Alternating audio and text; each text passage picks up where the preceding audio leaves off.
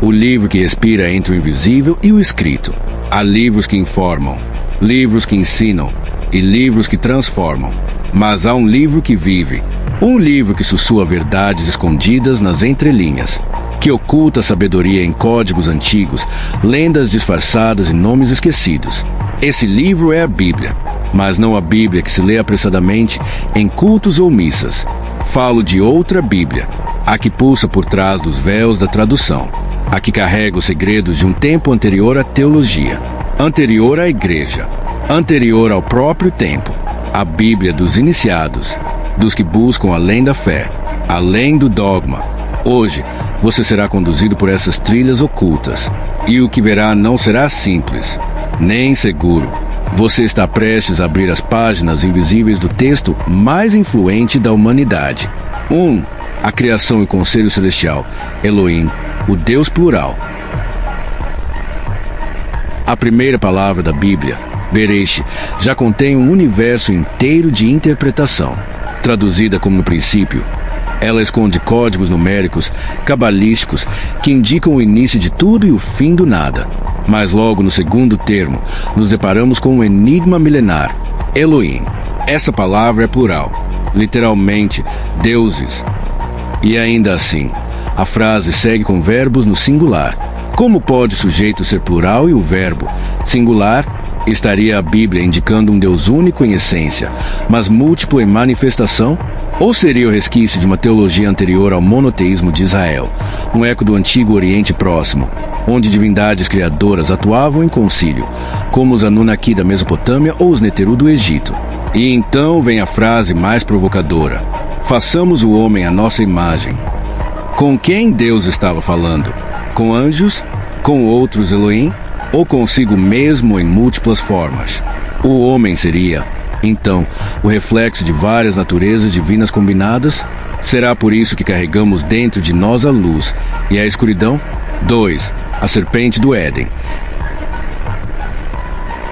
Inimiga ou iniciadora? A serpente, figura maldita nas tradições cristãs, símbolo do engano, mas nem sempre foi assim.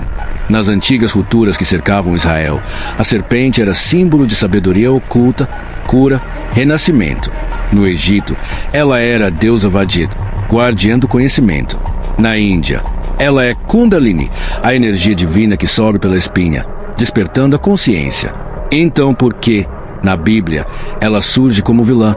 Será que a serpente não estava oferecendo o despertar da consciência? Afinal, após comer o fruto, Adão e Eva conhecem o bem e o mal. Se veem-nos, descobrem-se seres conscientes. E Deus diz: eis que o homem se tornou como um de nós, conhecedor do bem e do mal. Um de nós. Mais uma vez, o plural divino. O que foi realmente proibido ali? A desobediência ou o acesso à consciência divina? Seria o Éden uma prisão dourada e a serpente o libertador mascarado? 3. Os Nefilim. A linhagem perdida dos céus. Poucos versículos carregam tanto peso quanto Gênesis 6. Viram os filhos de Deus que as filhas dos homens eram formosas. Essa frase, esquecida por muitos, esconde um dos maiores mistérios bíblicos: os Nefilim, gigantes, heróis da antiguidade, filhos de uma união proibida entre seres celestiais e mulheres humanas. Nos livros apócrifos, especialmente no livro de Enoque, esses filhos de Deus são chamados de vigilantes, anjos que abandonaram seus postos nos céus e ensinaram aos humanos conhecimentos proibidos: metalurgia, cosmética, astrologia, ciências que, nas mãos erradas, corromperam o mundo. Esses gigantes, híbridos de céu e terra, dominaram, destruíram, corromperam. E Deus decide purificar a terra com o dilúvio. Mas, e se nem todos foram destruídos? Em Números 13, os espiões de Israel encontram descendentes dos Nefilim na terra prometida. Vimos ali os filhos de Enaque, descendentes dos gigantes, e éramos, aos nossos olhos, como gafanhotos diante deles. A linhagem dos gigantes sobreviveu?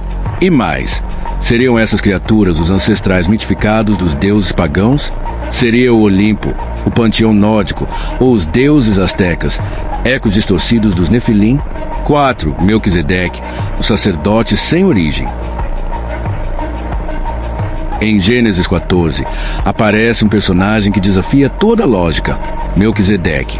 Ele surge sem genealogia, sem pai, sem mãe, sem começo de dias, sem fim de vida. Ele é rei de Salém, que mais tarde se tornará Jerusalém, e sacerdote de Euelion, Deus Altíssimo. Ele abençoa Abraão, o patriarca de Israel, e recebe dele o dízimo. No Novo Testamento, Melquisedeque é comparado diretamente a Jesus.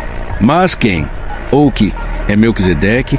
Seria ele um ser angelical encarnado, um Elohim disfarçado, ou o próprio Cristo pré-encarnado? Nos manuscritos do Mar Morto, há um texto chamado 11 que Melquisedeque, onde ele aparece como um juiz escatológico, um ser messiânico e eterno. Será que Melquisedeque é a ponte entre o sacerdócio terreno e o trono celestial? 5. A tentativa de assassinato divino, o Deus que quase matou Moisés. Em Êxodo 4:24, encontramos uma das passagens mais desconcertantes da Bíblia. E aconteceu no caminho, numa estalagem, que o Senhor encontrou Moisés e procurou matá-lo. Deus, tentando matar o próprio libertador de Israel, a esposa de Moisés, Zípora, realiza uma circuncisão emergencial e o salva. Mas por que esse ataque? Será que Moisés havia transgredido alguma aliança sagrada? Ou, como especulam alguns estudiosos místicos, Deus não estava só testando, mas purificando Moisés com sangue antes de permitir sua missão. Outros acreditam que Moisés confrontou um anjo destruidor, talvez uma entidade guardiã dos pactos, que exigia cumprimento ritual antes do chamado divino. Esse episódio sugere que nem tudo que é divino na Bíblia é compreensível à mente humana. 6. Ezequiel e o trono de fogo, a teofonia tecnológica. O profeta Ezequiel descreve uma visão impossível. Rodas dentro de rodas, olhos por toda parte, 4 seres com rostos múltiplos. E acima de tudo isso, um trono, com um ser em forma humana, cercado de fogo e relâmpago. Era como a aparência da glória do Senhor. Mas o que Ezequiel viu? Uma alegoria espiritual ou uma tecnologia espiritual? Místicos hebreus viram nessa visão a base da Merkavá, a carruagem celestial, usada por profetas para subir aos céus. Outros veem ali uma possível descrição literal de uma nave divina, uma tecnologia além da compreensão da época.